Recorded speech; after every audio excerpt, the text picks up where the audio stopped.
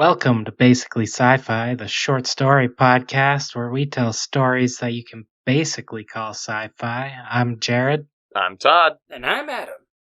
and today I've got a story about stuff and things.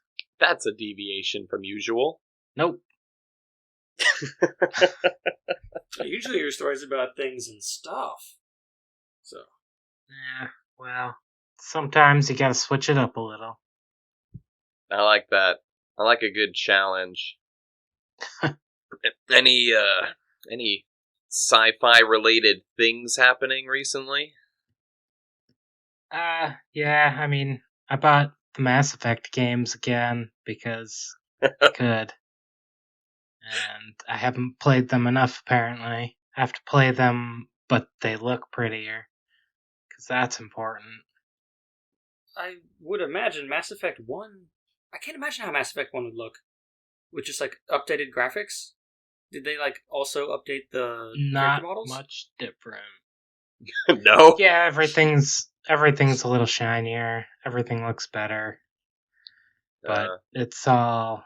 I mean, it's still Mass Effect games. It's a remaster, not a remake, so... They're still great games. They tried to fix the Mako controls, but didn't really make them any better. They just made them worse in a different way. I heard they changed them back, though. There's an option where you can still use the Mako with the original controls, or you can use them with the new controls, but neither is preferable to the other, I don't think. They both kind of suck. But, they tried as hard as EA could.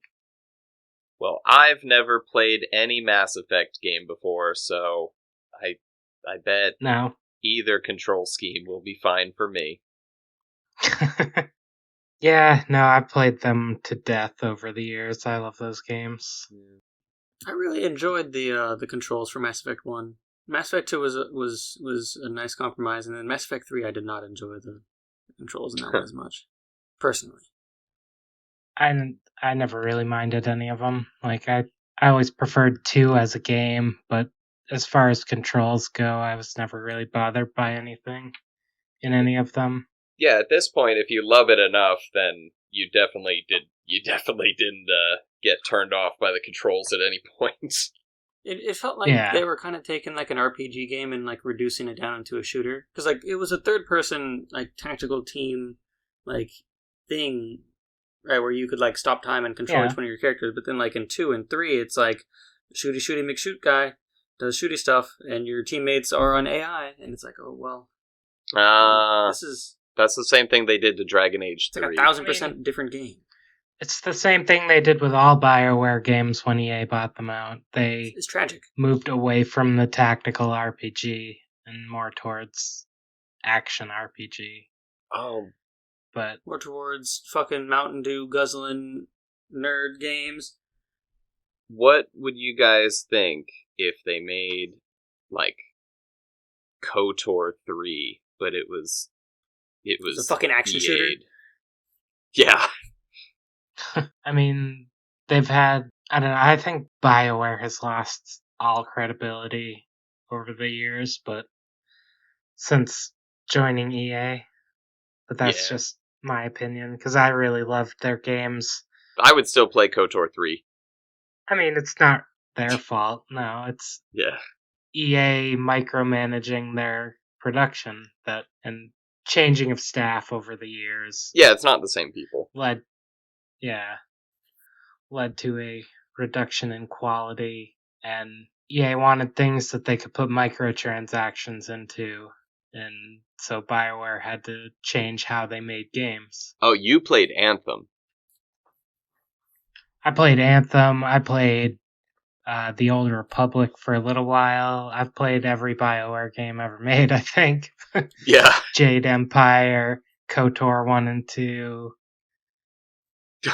all the Mass Effects. Oh, man. It's funny, but it seems like EA, what EA really wants to make is a smartphone gacha game. That would be the perfect fucking microtransaction. I'm sure they already have. What? Yeah. I don't know that for a fact, but I also feel either, it. But oh man, it's like I'm sure at very least they own a company that makes mobile games. But yeah, why can't they just be happy with like one game with microtransactions and like leave it out of the rest of the game? Just put it in one game, and then like people who will buy microtransactions will play that game, and then leave these other games like untouched for us, please. Okay. That is you know what? You should approach them about that. You should present it as an idea. I'm sure EA will be happy to look at your lofty expectations for them to make less money. Well, if I ever win the lottery, I'm going to buy out EA. I'm going to buy out other stock, and I'm going to fucking fire everybody. I don't think you could do that with the lottery. You don't think so? No. No. Not enough money? Not. EA's worth billions. Yeah. You just got to get like a 40% stake. Or just more than anybody else. All right. Well, okay then. You know what? Go to the board meeting and teabag all the old men. Not. Work on getting that lottery money first. Then. I'm gonna work real hard to get that lottery, and money, then we'll discuss phase 2. Phase 2 is saving. Buy enough lottery tickets.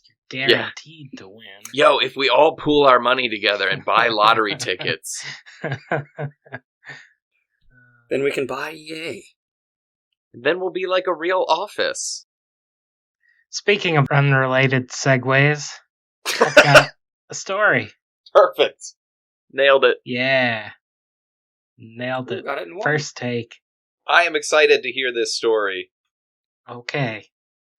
That is good, because that's why we do this show, because we enjoy each other's writing. Yes. Just trying to say things that don't need context, you know? Yeah. But it's funnier if they don't understand. Alright, so this episode, for some reason, a few months ago, I gave it a title, and I don't know why. Even though I read through the story already, I just don't understand the title I gave it, which is 1 If by Land, 2 If Just Flee. Okay. Yeah. And that's FLEE, flee, right? Yeah. Okay. Not the bugs. Not okay. FLEA. But I bet Adam and I will be able to put it together. Flea, like the guy from that one band. Yeah, sure.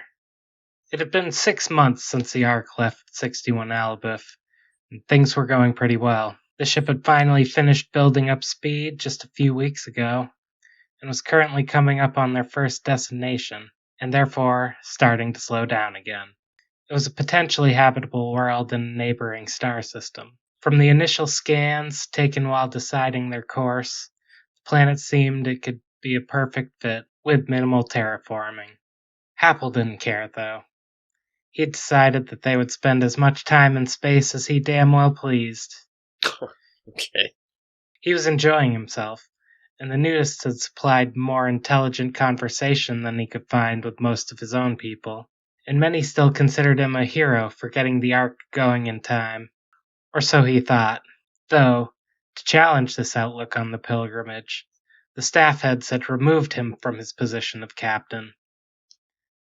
As it turns out, designing a ship is not adequate experience for that position. Happel wasn't bitter about this, though. He totally understood. Okay. It's reasonable. He just had to keep telling himself that over and over again until he believed it. I'm glad he's dealing so well with it. Though, maybe it would be possible for him to just insert himself into the day-to-day of the Ark and use his influence to continue his captaincy by ignoring the new captain. Speaking of, the new captain was Laquand. She'd been a ship's captain back on the great purple oceans of Alabith, and was, more or less, comfortable taking the reins of a spaceship. It was just a bigger crew and bigger sea for her to sail. Happle and Laquan disagreed on just about everything, except for the fact that Plum had ruined the maintenance robots. He didn't like them having a completely subservient attitude towards life, so he linked them all together and made them a nice little personality adjustment. Oh god. The results of his initial attempts led to some really sad robots. Half of them shut down immediately, and the rest spent a day or two moping about, not really accomplishing anything. And as more and more of them began shutting themselves down, Plum realized that it wouldn't be good if they all shut off, and so was resetting their default personalities while he worked on a new one. Happle and Laquand were at least relieved on that front. Meanwhile, Frunga and Randall had hit it off, and were working on designs for a terraforming system, should they find a suitable planet that just needed a little help. So, what should we use for the oxygen issue? They'd run into a little trouble with stifling the oxygen output of their machines, but Frunga was determined to sort it out. Well, we could always just start a bunch of fires, keep the levels down. Everyone loves a good fire, right? Oh god. Yeah. Well, yes, but that isn't a particularly sustainable option. Maybe we should try a real science instead? A maintenance bot in the corner of the room that had previously shut itself down suddenly jumped to life. Where am I? Who am I? When am I? Oh no. Can I clean that for you? Just a small robot's existential crisis over its own existence, followed by its insatiable urge to clean and repair. Frunga shooed the robot away, at least satisfied that they were now functional again, even if it would take some time to get them back to fully operational. As the Ark approached its first possible planet, the crew gathered to decide how best to determine its suitability. We can scan the surface first, then send a team down to determine whether those scans were accurate, Happle suggested. If you want, I could modify some of the maintenance robots to scout and report back. Plum, just looking for another opportunity to fiddle with them. No. How about you stop messing with them all the time instead? Said someone in the back. Though since nobody would take responsibility, Plum immediately dismissed the idea. All right, we'll go with my idea. We'll need a botanist, security member, aesthetics understander, and a prospector to evaluate potential beneficial locations. Happle was always able to dodge the stupidity of people trying to force their agendas, no matter how irrelevant. Do we have any volunteers? Frunga and Randall offered their services to be experts in botany and aesthetics, respectively. Laquand knew some things about prospecting, and since there were no other volunteers, offered to go. John was a member of security with very little regard for his own personal safety. Naturally, he volunteered. This group, along with Happle, took a small transport ship down to the surface. They landed on the largest continent in a spot that looked quite habitable. The massive swamps exuded those natural toxins that only Alabithans seemed to enjoy, except, it would seem, the natives they found there. Large orange creatures who seemed to live in these swamps. As the crew stepped out of their transports, the natives emerged from their small huts to see what all the noise was about. The new arrivals were greeted with a jolly introduction of, "Hello, get the fuck out of here." But they can talk, though. Yeah. Okay. There's translators for okay. the ship's crew. I may not have ever explained that, but I assumed it was understandable with the two people from two worlds communicating all the time. But yeah. No, I just figured because they were from the same, like, mirror world or whatever, like, they had developed a similar language, but, you know, so. Yeah. Anyway. I don't know. I explained it at some point, but that was ages we got translators. Ago now. Yeah. They packed up and started to head back to the ship. It's unfortunate, then, that it's been mistranslation, and what had actually been said was, "Welcome. If you're looking to relocate your entire civilization here, we would be happy to have you and can offer assistance in picking a nice, sustainable spot." What? Wait, I'm just imagining like a swamp full of orange hippos. Their first decision is to go and talk to them, and then as soon as they think they said get out, they do. Yeah. This is... They are not very good at this Star Trek thing, like, you know. Yeah. Well, sometimes you get told to fuck off and you just fuck off. What can you do? Yeah, not much. True. Don't want to move into a place where you're going to have to fight a war just to live there. You know. Most of the people are in cryo sleep anyways, and I'll never know. That's true. Yeah. Plus, Happel really didn't want to land anywhere. No, but he's also delusional. Yeah. Both sides were left slightly confused by this interaction. But the Ark ship began its journey to its next potential planet to settle. Well, that was disappointing. But we never really expected that world to work out. The pH levels in the water would have made swimming uncomfortable. Frunga thought to try and put a bit of spin on the situation, given that the next potential planet they would come to was a full year away. Plum sat in his lab as he felt the ship start moving again. Well, I guess that one didn't work out. Oh well. Come here, little robot. Talking to one of the maintenance bots. He needs to be given something to do. Yeah, he's been given the task by himself. No, yeah. Changing the robot personalities. Yeah. Or they actively didn't give him a thing to do because they knew he would do that anyway. Maybe. Damned if you do, damned if you don't. Yes, sir. What task can I perform for you? Let me help you stand up for yourself better.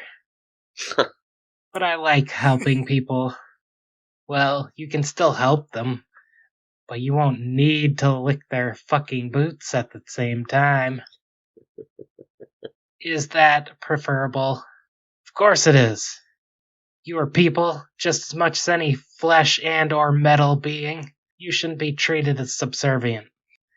Very well, if you think it's for the best. Excellent. Plum had honed this conversation after going through it several times with the bots to get them to accept his previous personality changes. He began work on what would become his masterpiece. Giving bits of his own personality, he managed to correct the errors made previously that had led to the robot's depression. This time they would have an attitude and excitement for the future, or at least not a fear of it. The first bot woke up when he was done.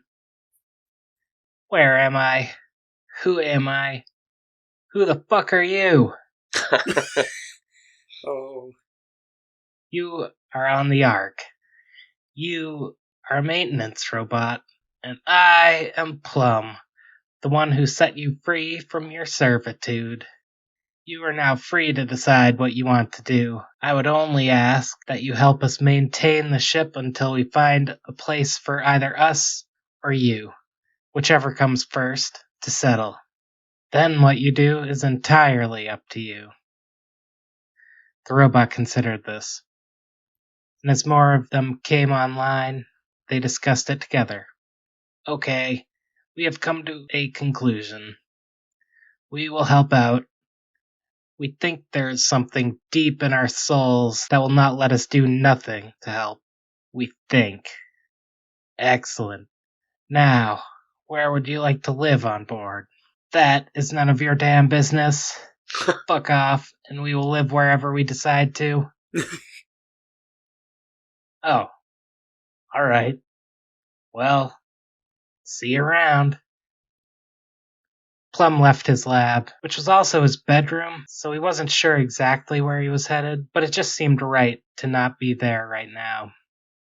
As he walked through the ship, he heard arguments breaking out. Some shouting, lots of swearing about personal space, cleanliness, language, and the meaning of life. It all seemed much more right to Plum. The Alabiffins had always been a very calm, respectful people, and that made Plum uncomfortable. He had come from a family and peoples who were always at odds. Somehow the constant bickering had worked out for his homeworld, so he'd figured a little chaos on board could only help here.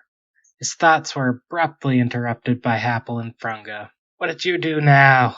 Happle dove in. "Just what I said I would. Gave them the emotions they deserve. They'll still help out around the ship. They just won't let themselves be treated as lesser crew members anymore," Plum shot back. "Well, they were built to be lesser crew members, though. And I freed them of that insidious design." "Hey, fuck you, buddy. Get out of my way." One of the bots wandered past on his way to mess around somewhere. "You really see nothing wrong with that interaction?" "No, we were in his way. I would have said the same thing." "Okay, you two." Frunga had more pressing concerns she wanted to cover. "We need to work on our security for when we do get to settle. We can't cloak a whole planet, and you never know what you're going to find out there." "I might have an idea for you there," Happle said. "We already have an idea," Frunga replied. "I've been studying the history of planets that avoid contact from other worlds, when I came across this backwater shithole that everyone avoids unless they have no other option. It's called Terra or something. The Terrans, of their own free wills, have built weapons capable of exterminating most life on their own planet, and they have enough of them to wipe out a few hundred other planets as well. They don't even have space travel." Now this is an extreme case, but I think they have the right idea. If we build some massive weapons, make it look like they're set up to destroy the planet, then people will avoid us as much as they can, thinking we're crazy. That is dumb enough that it just might make sense. Plum was intrigued, at least. We can make them look like massive robots that stomp around looking all angry. He began stomping around the hallway, pretending to be a giant robot. Happle and Frunga were only slightly surprised that they had never noticed that he was actually insane. That's Plum, right? Yeah. Ignoring this discovery, they quite liked the idea of giant robots as a security system, and set about making plans for their construction. To be continued. Now I'm getting a little bit of deja vu. So much lore. Yeah. Ah. Very, very lore-heavy episode. Giant robots with free will? Ah, it's all coming together. Like a beautiful pie. Like they come pie. Together. Yeah. Just coming all over everything. Yeah. Together. Together. Oh, I mean, but look. Yeah, no, this has been a very long setup to that. Yeah. Okay. Reveal. Yeah. It's a reveal. So you want us to get it. That is the goal. Yeah. Okay. Yeah. Okay. At this point, like I'd been dropping the hints with the robots and how Plum was gonna change their attitudes. And he's kind of a dick. Yeah. I was like, that sounds like the Butler bot. As far as yeah. And the giant death the robots. Giant death robots. The ones that like to go hunting. inspired by Earth and, like, specifically Japan. I mean, yeah. Yeah. I don't know about specifically Japan. I was thinking more the United States and Russia with their millions of nuclear weapons that could. I also like destroy the planet as 20 times over. I like that as an explanation why aliens haven't visited. They're like, we saw yeah. you guys had a bunch of guns, and we're like, let's not get involved. We saw the death nukes, and we thought, well, maybe we shouldn't go say hello to our neighbors. Yeah. Those guys will be fine on their own. Preferably better off on their own. At very least, better off away from us. Yeah. Yeah. Oh, man. Okay, so then this is also taking place at a different time, which, I mean, of course, but... Yeah, it's before that other episode. Yeah. Obviously, that was giant robots and terraforming, I think. Yep. Yeah. You did also use the word terraform a lot to kind of, I don't know, maybe connect them, but... That had less to do with the episode, because terraforming was a separate part of that story, but it had more to do with just the fact that it may be necessary for a civilization relocating to a new planet. But well, this is awesome because it served as a sort of another hint, I guess. Yeah, this is awesome. It's bringing your stuff together. There's now a Jared's cinematic universe. Yeah, extended universe. Yeah. Yeah, so. they all the stories in your universe are linked together, right? I mean, no, not really. Like, Todd's the one that does the continuing story. Mine are all fairly separate, but this one links up to a few previous ones I did back ages ago. Yeah, there's been a couple, like, just in the story arcs where, like, there's been the same characters that have been in, like, 4 or 5 episodes in a row. But then it shifted focus and talked about someone else, somewhere else, doing something else. So seemingly unrelated. But now it's coming back together, which is not necessary, but very cool, you know? Oh. Yeah.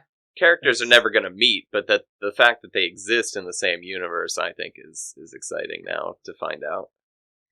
Yeah, it's actually how that whole story started. Even like because it started with a prompt back when we did those.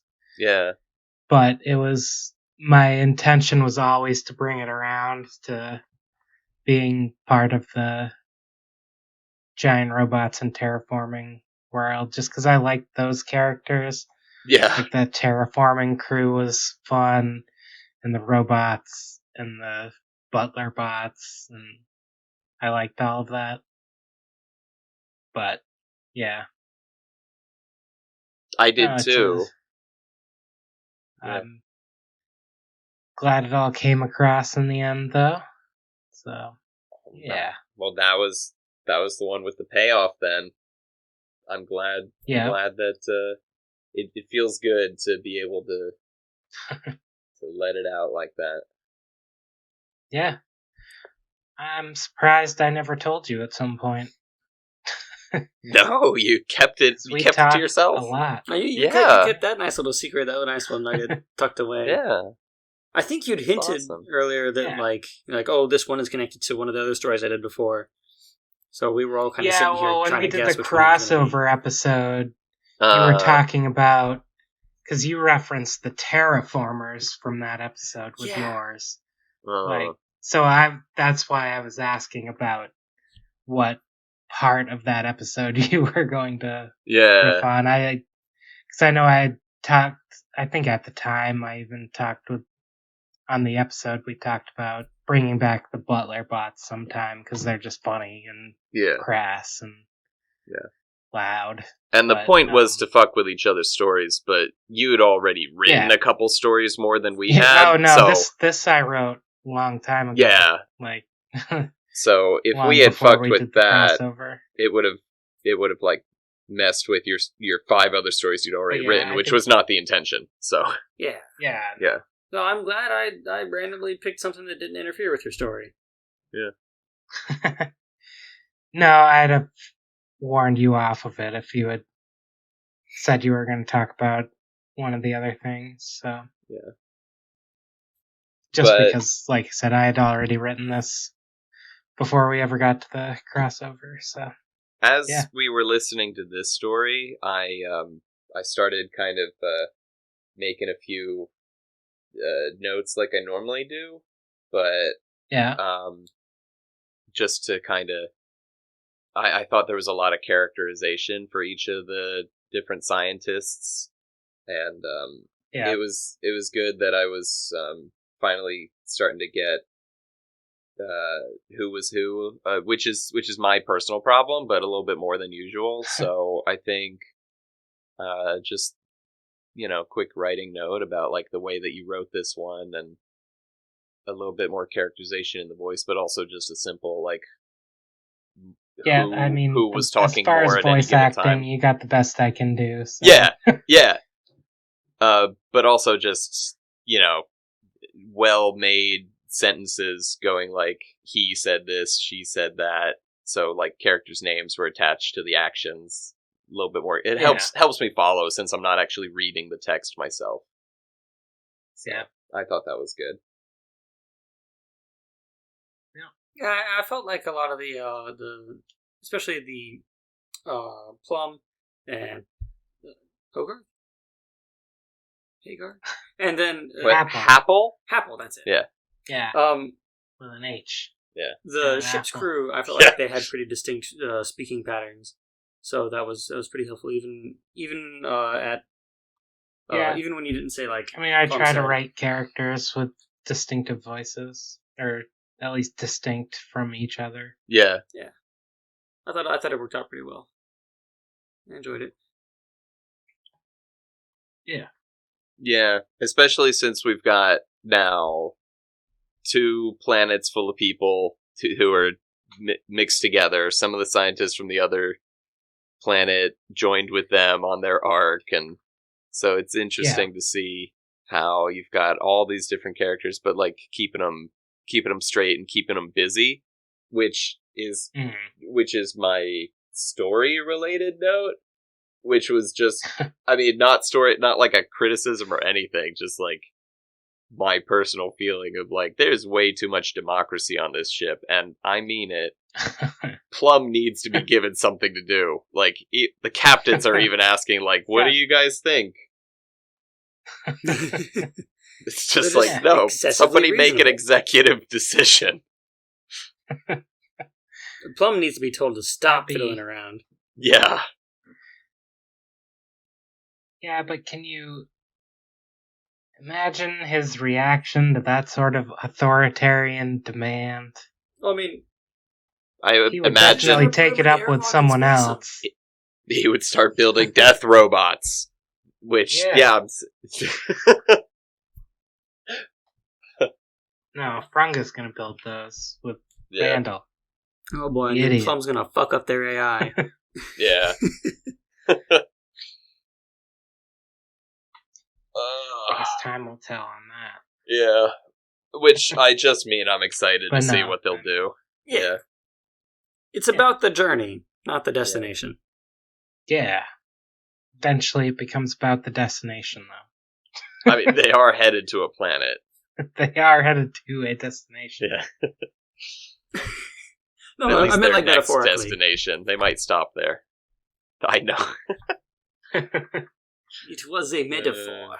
Alright, well, if that's everything you guys have, then I guess we'll see you next time with a story from Todd about things and stuff again.